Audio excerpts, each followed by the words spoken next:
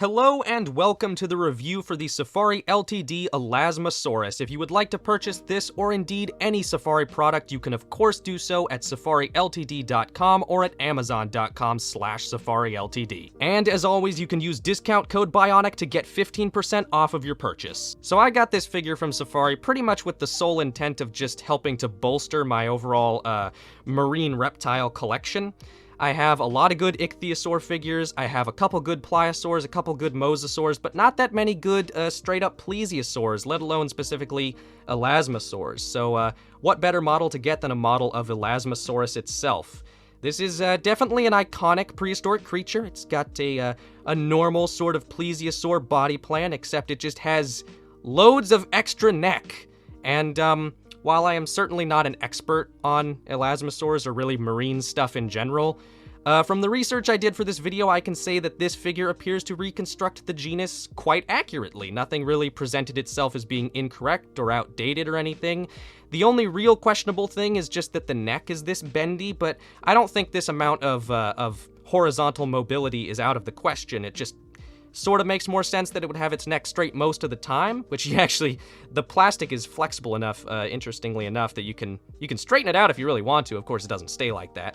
But I think if you're going for maybe a specific behavior, like maybe it's kind of winding through a shoal of fish and actually hunting some prey, then I think the bendy neck actually works. And it's a lot less bendy than I thought it was going to be. Having it in person, it actually looks much more natural. My favorite part of this model, and it's another thing that sort of surprised me getting it in hand, because the promotional photos didn't make this aspect of the figure look super, amazing or anything, but that's actually the coloration.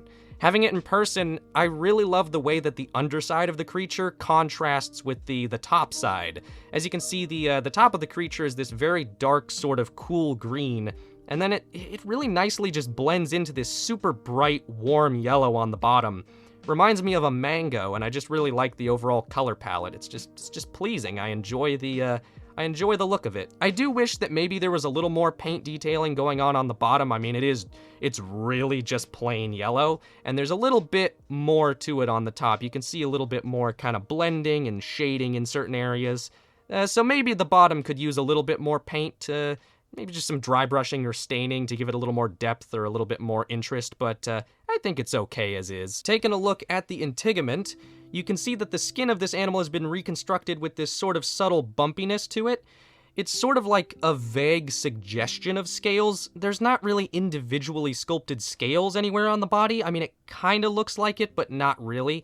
But I actually really like this style, honestly. I, for one, feel like, even though obviously marine reptiles would have had scales, I can't imagine them with scales all that large or all that visible from a distance. I imagine their scalation would have been fairly small and smooth, so I think more of a vague, kind of subtle indication of scales rather than really crisp individual scales really works well for a marine creature. I'm also all for just leaving marine figures just completely smooth if you want to. I mean, that worked wonders on the Kronosaurus. Moving up to the head is one thing on this figure that's maybe a little bit of a weakness. If I can zoom in on it here.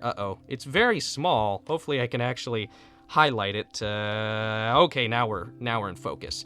Yeah, I mean, it's a tad bit derpy. The detailing on the teeth in particular is a little sloppy in some areas, but for how small it is, I mean, you can see it compared to my fingernail here. It's a really small head. I think it's well done overall for what it is. It's not the greatest looking face in the world, but it has its charm. I also really like this coloration behind the skull with this a little bit of black and then this band of sort of orangish gold. That looks really cool. It reminds me of the type of coloration you'd see on a modern snake. Not that Elasmosaurus was in any way closely related to snakes. It wasn't, but it's just cool to see some sort of modern biological inspiration there, and I just think it's a nice design aspect. Now that I'm looking at it, I actually really like the way the head looks from the top. It just looks so derpy with the eyes being on top of the head instead of on the sides. Reminds me of a sand boa or something.